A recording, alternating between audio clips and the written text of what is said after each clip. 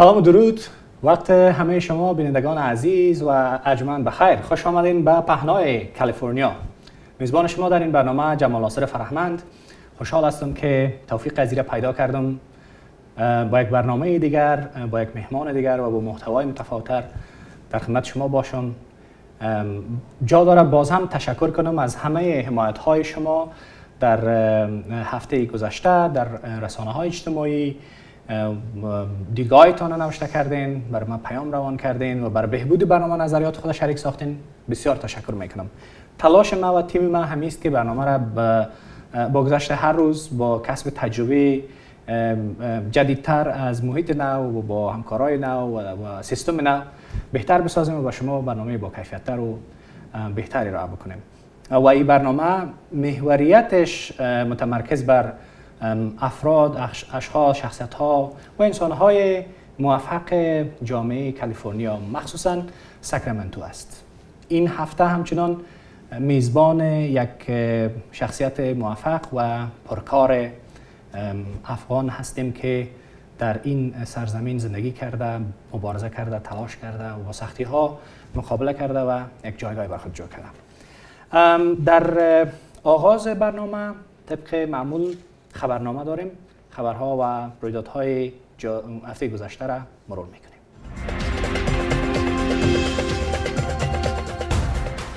همزمان با ادامه افزایش قیمت تیل در کالیفرنیا، گزارش‌ها حاکی از آن است که مجلس قانونگذاری ایالت در حال بررسی طرحی برای جایگزینی مالیات تیل با مالیات بر اساس مسافت رانندگی است. طرحی که در قالب یک مطالعه آزمایشی از آگوست سال 2024 تا جنوری سال 2025 اجرا شده و نتایج آن قرار است تا دسامبر سال جاری به قانونگذاران ارائه شود.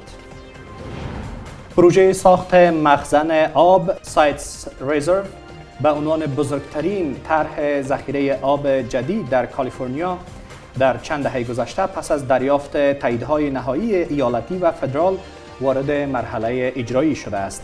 این مخزن که در شمال دره ساکرامنتو ساخته می شود، ظرفیت ذخیره حدود 1.5 میلیون آکوفوت آب را خواهد داشت و با استفاده از انحراف کنترل شده آب از رودخانه ساکرامنتو در دوره‌های پرآبی برای تقویت تاب‌آوری ایالت در برابر خشکسالی، تغییرات اقلیمی و نوسان‌های بارندگی طراحی شده است. مقام‌های ایالت میگویند این پروژه نقش کلیدی در افزایش امنیت آبی، پشتیبانی از کشاورزی و تامین آب شهری در سراسر کالیفرنیا ایفا خواهد کرد.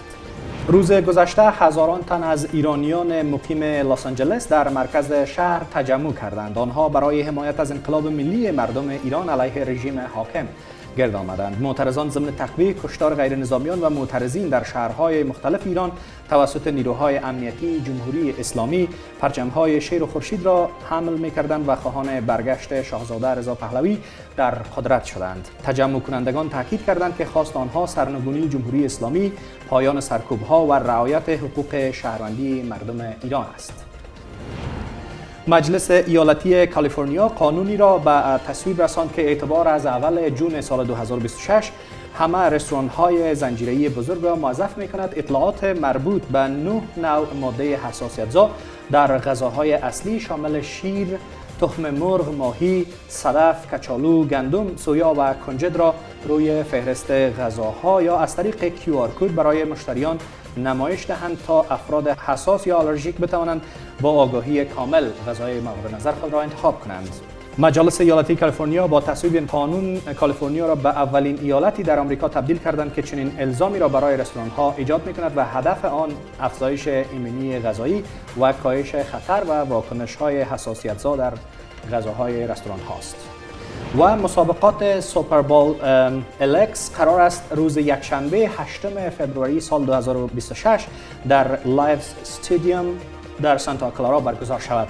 انتظار می رود 10,000 تماشاگر از سراسر آمریکا و جهان برای دیدن این مسابقه تاریخی حضور پیدا کنند. این رویداد یکی از بزرگترین تجمعات ورزشی است و پیش بینی می شود که صدها میلیون دلار به اقتصاد منطقه خلیج سان فرانسیسکو تزریق می کند.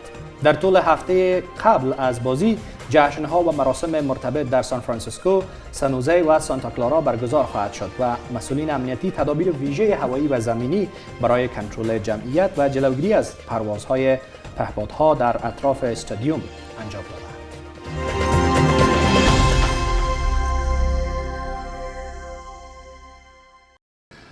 ممنون از توجهتان به خبرنامه. مرور کوتاه بر رویدادهای خبری هفته گذشته بود.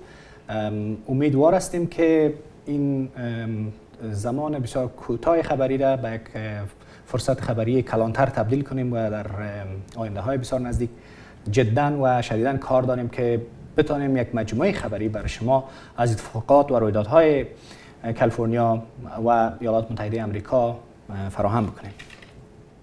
خب بخش بعدی برنامه آنچنان که میدانین یک مهمان می داشته باشم، قصه های زندگی اونها می باشه و مطمئنا صحبت های هر مهمان ما بخشی از جامعه را هدف قرار داده و بر بخش از جامعه کمک کرده و مطمئن هستم که این برنامه همچنان کمکی بکنه به یک بخش از جامعه که اون بخش معمولا نسل نو و جوان است.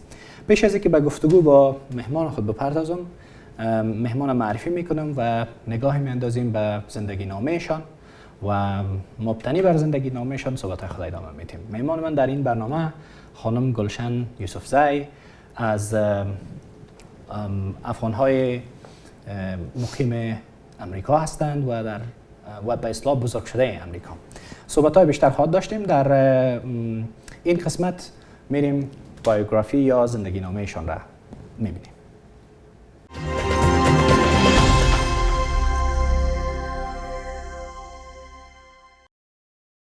از دیاری که جنگ و ناامنی کودکیش را دزدید، گلشن یوسفزی دختر خردسالی که سفر زندگیش را همزمان با هجوم قشون سرخ شوروی سابق در کشور با عالمی از یأس و ناامیدی آغاز کرد. از پاکستان گذشت تا به ساحل امید در کالیفرنیا رسید. او در ساکرامنتو دیوارهای مدرسه را پشت سر گذاشت و در دانشگاه یوسی دیویس در جستجوی دانش سیاسی پرداخت. پرواز اندیشه‌هایش را آغاز کرد و موفقانه این دوره تحصیلی را به پایان رساند. گلشن پس از پایان تحصیلات عالی مسیر خود را در حوزه سلامت روان و خدمات اجتماعی آغاز کرد و با فعالیت در مؤسسه کالیفرنیا برای سلامت رفتاری CIBHS و سپس در شبکه ایالتی مشتریان سلامت روان کالیفرنیا با طراحی برنامه‌ها و ارائه حمایت‌های مستقیم به بهبود دسترسی به خدمات برای افراد نیازمند و محروم کمک کرد و فرصت‌های واقعی برای زندگی بهتر آنان فراهم ساخت.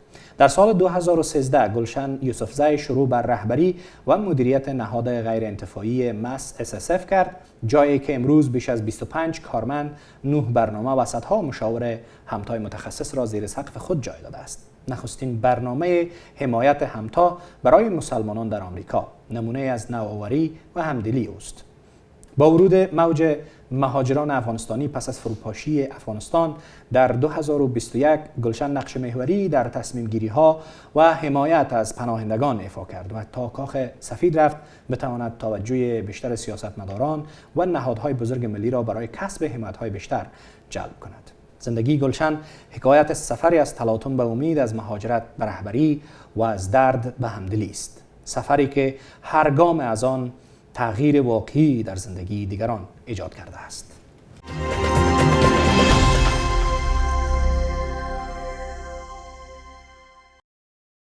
خب عزیزان، بسیار خوش آمدین. این بود مروری بر زندگی نامه مهمان عزیز برنامه خانم گلشن یوسفزی و حالا میریم به سراغ صحبت‌های خودشان. خانم یوسفزی بسیار خوش آمدین به برنامه. تشکر برای اینویتیشنتان و بسیار خوشحال هستم که شامل هستم در این پروگرام. آنچه که ما در زندگی نامه شما خواندم و دیدم، شما بسیار در سنین پایین و خرد از افغانستان بیرون شدین. یک قصه بکنین برای ما از او دوره است. به یادتان میاد بسیار خرد بودین؟ چند ساله بودین؟ چند ساله بودین که امریکا بالاخره رسیدین؟ بله. ما خودم 2 ساله بودیم که فامیلی ما از افغانستان بیرون شدن از خاطر که جنگ در 1979 که روسیه آمد. باز در 1982 ما بیرون شدیم از افغانستان، طرف پاکستان رفتیم. باز اونجا بودیم برای 7 سال. باز تو وقت ما که 9 ساله بودم در اینجا آمدیم. سو ما در اینجا صنف 3 را شروع کردیم. اول کاره بود که ما مکتب شروع کردم، ما در مکتب رفتم. باز در اینجا دیگه زندگی همراه فامیلی، پدر مادرم، خواهر برادرم اینجا بودیم. حالا دیگه کلی زندگی اینمی امریکا ما میشناسم یک مملکت که ما کلان شدیم. افغانستان ما ندیدم هیچ وقت. بخیر یک روز پلانم بود که برم پیش از 2021 مگم یک چند چیز افغانستان شد. در این قدر وقت طولانی نرفتین؟ نخواستین هیچ وقت؟ نه هر وقت من خوش داشتم که برم مگم نشد. فامیلی منم خدا مثل خیلی افغان‌ها کلان است. سو پلان ما را بود. ان فکت خیلی‌تر وقت ما در خانه دری را که یاد دارم، از خاطر ما هیچ وقت دری مکتب نرفتیم، نخواندیم. همون چیزا را که یاد گرفتیم از خانه یاد گرفتیم. من امرای مادر جانم هر وقت دری گپ می‌زدم، از خاطر پدرم دمیج ماستریخ گرفته بود در 1970s. او امرای کل ما به انگلیسی گپ میزد، برش آسان بود. از خاطر میگفت من خیلی وقت نمیگیرم که امرای شما دری گپ بزنم، به انگلیسی. باز مادرم بسیار قهر میشد، سر کلی میگه سر من درد میکنید شما که کلتون انگلیسی. باز من دلم بد میشد. باز من برای مادرم دری گپ میزنم. یعنی میره دری زبان مادری بر شماست یا زبان پدری؟ باید پشتو هم یک بخش از زبانتون باشه. سو ما اصل باید پشتو گپ بزنیم، مگم در خانه هر وقت دری گپ زدن. سو بیادر خب یعنی زبان مادری و پدری بر شما پشتوست؟ زبانشون پشتوست، مگم در خانه دری گپ زدن. شما پشتو نمیفهمید؟ تنها دو لغت میفهمم. بگینم دو لغت بگید. دو لغت کلی خنده کردم. سو یکی سینگی او یکی لوره. اینمی دو لغت یاد دارم، یه چیزی یاد دارم. بسیار عالی. از پدر مادرتون چی شنیدین؟ چون افغانستان ندیدین شما. چه تفاوت‌های بین زندگی امریکایی و زندگی افغانستانی، زندگی افغانستان وجود داشته باشه از نظر شما؟ چون افغانستان نرفتید، چه تصویری از افغانستان دارین؟ در ذهنتون، در فکرتون چی اون فکر می‌کنید؟ با وجودی که سعی ویدیوها اینا رو دیدین، اما روایتی که قلبتون و درونتون براتون میکنه چی است؟ هر وقت پازیتیو بوده، چیز خیلی خوب بوده. پدر و مادرم از گپ افغانستان یا گپ زبان، هیستوری ما خیلی به پازیتیو گپ میزدن. از این خاطر هر وقت فکر افغانای، فکر مملکت ما را به خیلی به خوبی و به شیرینی تو یک خوب تاچ دارم. او من خودم از خاطر 4 طرف افغانا کلان نشده بودم تا 2021 که افغانستان سقوط کرد. باز که افغانا اینجا آمد، باز دن ما یاد گرفتم که چطور افغانا است. خیلی‌تر کسایی که برام استاف که کار میکنه افغان هستند. از ما قراقرا دمی 4-5 سال یاد گرفتم کلچر و چیزای افغانی را. also گپایی که خوب خراب از افغانستان. نان افغانی را مالم خیلی خوش دارم. وقت میخوردم در خانه اف کورس، مگم اینقدر فکرش نبودم. خیلی چیزا خدا. او یک چیز دیگه که از افغانای نو یاد گرفتم که خیلی خوش اومد، محبت که به خدا دخترها، بچه‌ها، زن‌ها، مردها امرای یکی دیگه در افغانای نو که هستن، ما ایره در کلچر دیگه ندیدیم. افغانایی که اینجا کلان شدن خوب است یاد دارن، مگم ایتاز یادشون رفت. افغانای نو که اومدن خدا به محبت، به عزت، مثلا مردا امرای خانما، the level of hospitality and به عزت و یاکی میکنن، کلی چیزا رو از افغان نو. در خانه هر وقت گپای پازیتیو میزدن. عالی است. شما در بسته عمر از زمانی که امریکا آمدین ساکرامنتو زندگی کردین، مکتب هم اینجا خواندین؟ همیشه اینجا بودین؟ هر وقت در ساکرامنتو بودم، در یک چند سال رفتم در دیویس، اونجا که کالج خواندم. من خیلی‌تر وقت در اینجا بودم برای کار، یک چند کاره در بیریا رفتم.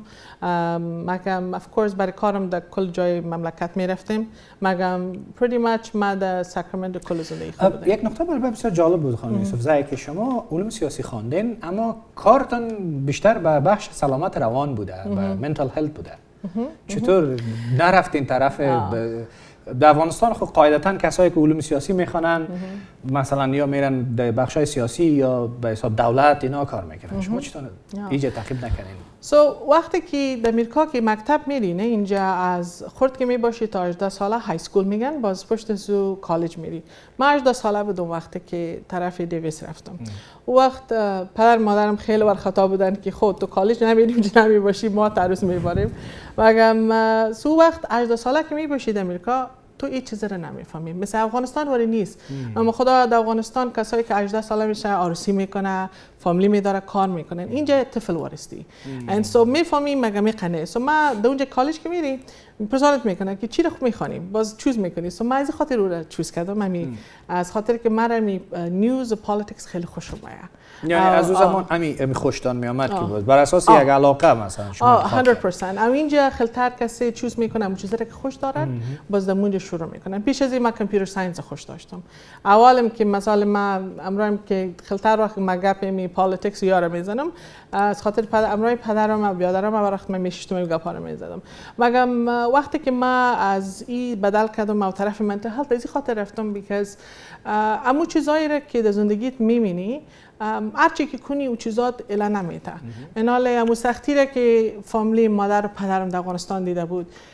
فامیلی بیادرای کلانم که اینجا مثلا از 8 نفر من ششم هستم. ایناله من اینجا که کلان شدم امی سختی را در فامیلی هر وقت میدیدم که یک کسی جگرخون است یا یک کسی قالمقال خیلی میکنه. مگه من فامیلی خود که سعی میکردم گفتم این خود نرمال نیست. چرا یک پرابلم چقدر جگرخونی است چقدر چیزاست.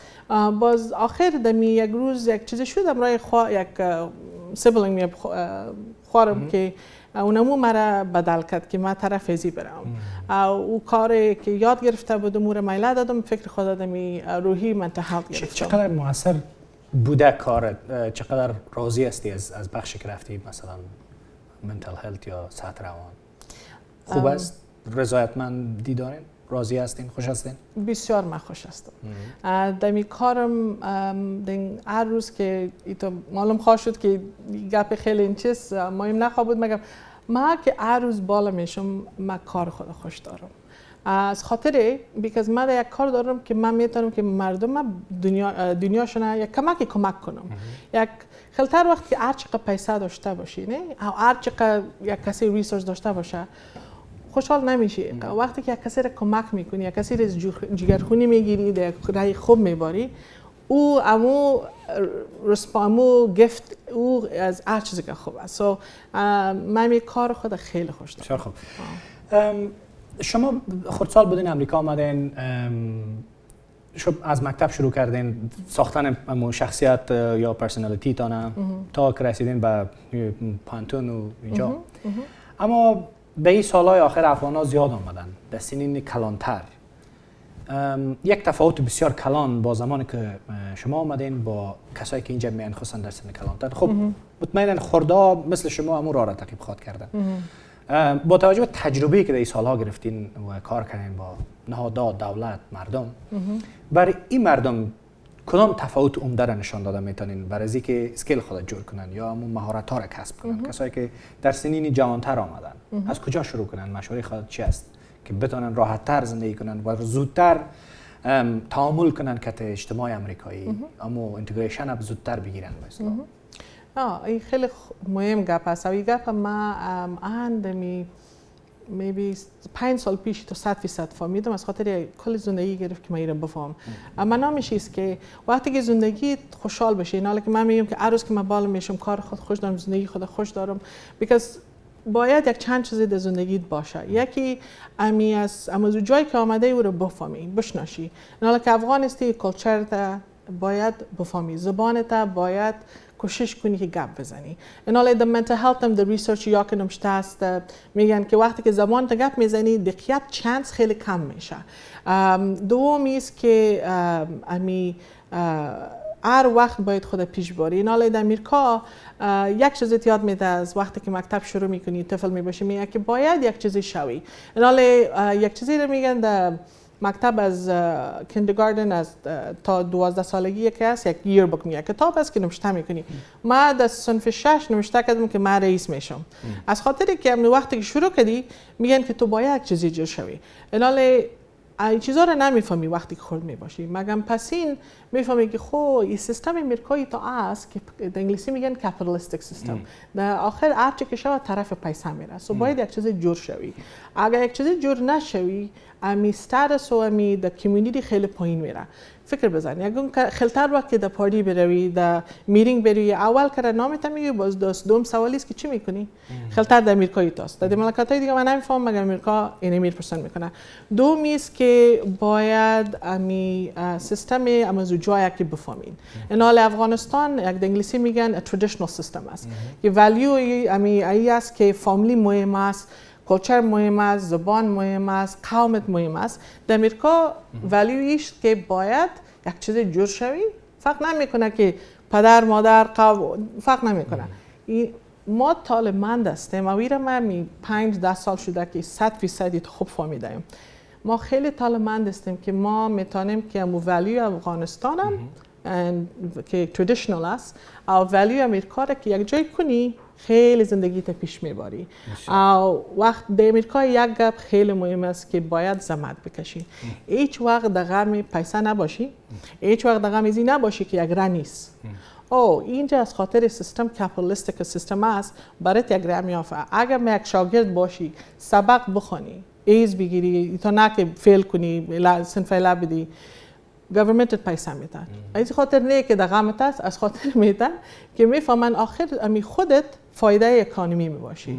سو برای در اینجا نمبر 1 تینگ است که سبق بخوان، اگر در کار باشی خود پیش ببر، هیچ وقت در غم ازی نباشی که پیسه نیست یک راه نیست. او کلش است. مقصد زحمت بکشی. اینمی مهم است. خوب. چی سختی‌ها را شما دیدین با وجودی که پدر مادر همراهتان بوده، حمایتتان کرده؟ شاید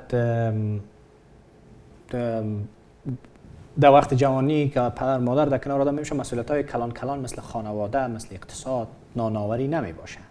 شما چه سختی‌ها را دیدین؟ آیا مشکلات بوده در زندگی شما با وجودی که فامیل در کنارتان بوده؟ ما خب به فکر من خیلی طالبان بودم که خداوند ما را یک چانس داد که یک مملکت بیایم که خیلی ما برام زندگی آسان شد. ما که راست بگم ما یک سختی نداره، مگر یگون سختی بوده که برای خودم internally بوده. مثلا of course امی کل فامیلی ما که اینجا آمد مثل مقانای نوارد EBT اون وقت welfareش میگفتن بودیم. فامیلی کلان افغان سخت است که هر چیزی داشته باشین. حالا ما از 17 سالگی شروع کار کردیم. حالا ما 22 سال شده کار میکنم. او تا من فهمیدم دمی خیلی بخوردی که اوکی پدرم آلدو که ماستری گرفت در امریکا خیلی کوشش کردن در پی‌اچ‌دی خودم در UC دیویس شروع کرده بود، مگم سخت بود برش که کار بگیره. اولش که من دیدم که چقدر پرابلم‌ها بود، گفتم اوکی من باید کار کنم. سو این صحیح بود. و دوم I think the کلان سختی برای من ای بود که اینجا که کلان میشی رات نمیفهمی. خوب است که تا خانه میری کلچر است، خوب است که دین است. حالا مادر میگه که نماز بخونن، دری گپ بزنن، دی کلچر چیزا برن. مگم وقتی که برو میری نمیفهمی. یک امریکاییات میگه که خواهی تا کو ایتو کنفیوز میشی، نمیفهمی که چی است چی دیره. اینی I think خیلی سخت است. او ایدنتیتی انسان به سخت میشه به خاطر بازم و دیسیژن که میگیری که خواه کدوم کار کنم، کدوم چرا مردم تماس بگیرم. این خیلی مهم است وقتی که اردوش بفهمی. او برای جوانا کسایی که اینجا کلان میشه، طفلایی که اینجا کلان میشه، این خیلی کلان پرابلم است. مهمترین چیزی که از امریکا بر خود به عنوان یک بخش از شخصیتتان دارین یاد گرفتین، یک برجستگی امریکایی است، او چی است که باز او را در پالی او مسائل سنتی که گفتین پیشتر، مسائل فرهنگی افغانستان بمانه و جالب میشه؟ یعنی چی فرهنگ امریکا جالب است و خوب است؟ من هر وقت میگم که موقع که من خوش دارم که خوشحال هستم، طالبمند هستم که از کلچر افغان هستم. مگر من موقع من طالبمند هستم که در امریکا من دو چیز رو یاد دارم که خیلی برام کمک کرده. یکی که خیلی زحمت کشیدم من، دوم هر چیز رو به تو راست کردم. اینجا از خاطر مملکت کلان است، مردم خیلی چانست میده.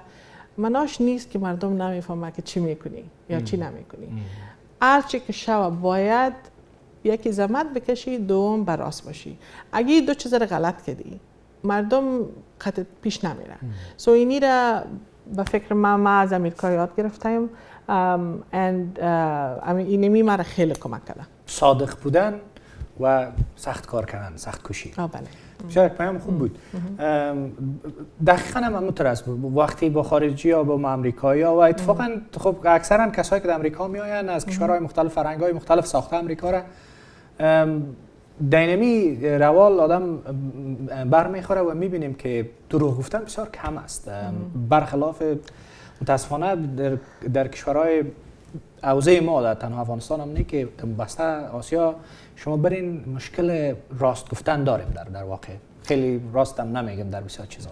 با فکر یک چیزی میگم از خاطر که با فکر من کلگی میفهمم نه که باید راست بگویی. فرقی است که در امریکا از خاطر سیستمی تو جور است که واقعا یک چیز میکنن و میفهمن already پلان میکنن 30 سال پیش. اینال یک پرفکت اگزامپل افغانا را که اینجا آوردن اینجا که آوردن اینال 20 سال در افغانستان بودن باز اینا از 100 خیلی هزار در امریکا آورده 38% از امریکا سبیالی او افغانایی که پیش از اینکه آمدن را میفهمیم یا که آوردن یا میفهمن که چرا آوردن ویتنامیز که آوردن یا سیستم میفهمن سو وقتی که گپ دروغ و راستی میاین این از خاطر مهم است بیکاز یا سیستم از یا خیلی خوب جور است یا میفهمن که چی میکنن چرا آورده افغانا را خو که آورده که اینجا پاپولیشن بسیار کم شده در امریکا او خلتر وقت اکانومی که پیش بره باید پاپولیشن بالا شود او فامیلی ولیو دارن افغانا ولیو دارن که طفل خیلی دارن and so از این خاطر یا که اینجا میرن این کار دارن که مردم کار کنن مگم راست و دروغ خود در کلچر در کلگی میفهمم اینا د دین وان نمبر 1 thing است نه مگم در اینجا از خاطر سیستمی تو جور است که تو نمیتونی که تو به دیگر بری یا فکر کنی که خب یا نمیفهمن نه اینجا باید اگر سخت کار نکنی راست نباشی چیز پیش نمیره. در همین مورد یک سوال بسیار جزئی دارم که در جامعه افغانا تقریبا ربط داره به عنوان یک کسی که بیشتر عمر خود اینجا سپری کرده مشوره بدین. مثلا بعضی قوانین امریکا را دور میزنن، مثلا چه رقم به این معنا که از مزایا بنفیت‌ها یا به اصطلاح امکانات دولت استفاده میکنن به دلیل از اینکه درس میخوانن، به دلیل از اینکه توانایی کار کردن ندارن یا کار پیدا نکردن ولی کار دارن عملا. مثل از این بسیار گپ‌های دیگه است که دولت خط تعیین کرده ولی جامعه ما مردم ما برخلاف از او از دولت هم استفاده میکنن، بر خود با سرمایه دیگه هم جور میکنن، برای راپورش به دولت نمیتن. چون شما با قانون میفهمین با اجتماع میفهمین این کار چقدر چالشی مشکل است، سخت است. این خانواده را یک وقت فکر میکنین اگر دولت مثلا بفهمه چی کار میکنه کدشان؟ بله این خیلی خوب سوال است. امیالی که گفتم اینه که سیستم امریکا کپیتالیستیک سیستم است او دوم خیلی پیش است در دنیا از خاطر سیستمشان جور است صحیح سی تو خوب استراتژی میدارن. اینالی وقتی که کسایی که در مملکت نام فکرش میاد که خب من میتونم که مثلا کار کنم مگم رپورت نکنم تکس خودم یا میبی اینالی یک مثال میدم یک نفر پیش ما آمد یک سال بود که در کار گفت میتونی که می تکس ما رپورت نکنی؟ گفتم لسن ما وقتی که کار در نان پروفیت کسی میکنه ما باید رپورت کنیم از طرف استیت بازدن از فدرال هم رپورت میکنه امو کمپانی که از اون رپورت میکنه هیچ وقت تو نمیتونی یعنی یک جای گیر میاین 100% او بدی است که وقتی که در رکوردت باشه اینال وقتی که کار میگیری وقتی که برای اسکالرشپ برای پیسه که برای ماستریت بخونی یا پی اچ دی تا این چیزا میاد پرشید او این خیلی خیلی گپ کلان است او این برای خود تنها نه برای طفلات هم افکت میکنه. شما خب مردم سرکار دارین سرویسز دارین مثلا خدمات صحت روان را میکنین در بین فامیلای افغان در ساکرامنتو و در حوزه کار شما چقدر مشکلات خانوادگی داریم و بیشتر مشکلات از چی ناشی میشن؟ مشکلات خانوادگی در افغانستان اگر بود خب بحث فقر و اقتصاد و اینا می بود ولی در اینجا از کجا ناشی میشه؟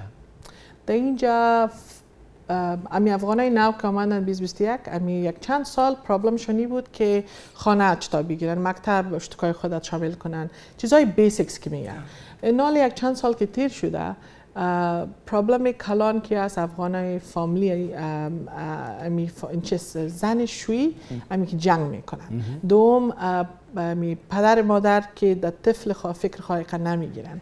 این منای ایست. خب ایتا نیست که افغانا در غمش نیست. افغانان خدا ولی فامیلی خیلی خوب یاد دارن. پرابلم است که اینجا کیمیایی کمک چیزا بدل میشه. تفاوت فرهنگی و اصطلاحی چیزا. این یک اگزمپل است که اگه زن شوی که یک جنگ کنن او میشه.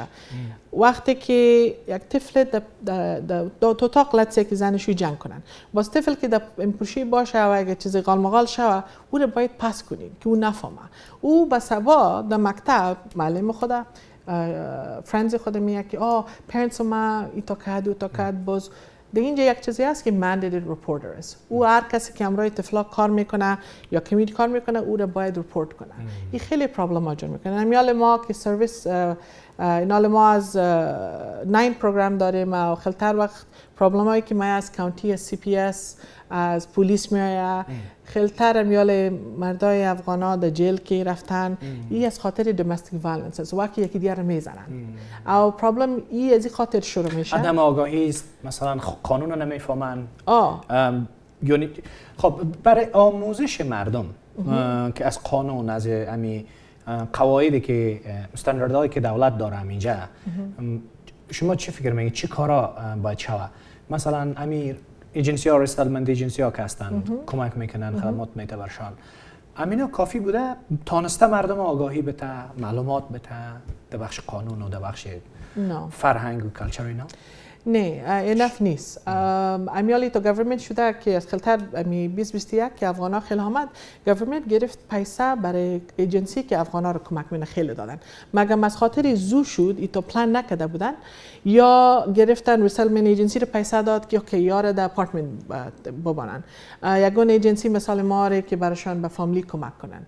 مگم خیلی تو تستیس کردن. ایتو پلانش نکردن. امیالی افغانا خلتر نمیفهمن که قانون اینجا چیست. او چطور امرای مادر و پدر قد امرای طفل باشه مرد و زن امرای قطعیگیری چطور کنه حقوقشان چی باشه مثلا ایچ یا خلطرش نمیفهمن او این خیلی پرابلم کلان جور میکنه. او یک چیزی هم که خیلی مهم است که باید گپ بزنیم افغانای ما از یک مملکت آمده که از 40 سال خیلی شده که جنگ بوده نه وقتی که تو چیزا میشه اینا به انگلیسی تراما میگن یک تا زخم که در مغز می باشه از خاطر یکی که بم که ببینی در پالود یا یک خانم که عملدار باشه جنگ ببینه اوشتو که پیدا میشه اما anxiety mental health problem که میگن روحی بر اوشتو میآید استراب سوی چیزا خیلی ساله برای افغانا او ایرا می گورنمنت امریکا می فکر خانه گرفتن او افغانا خو گمش گوا خو خیلی سختی دارن مگم این پرابلم خیلی زیاد افغانا.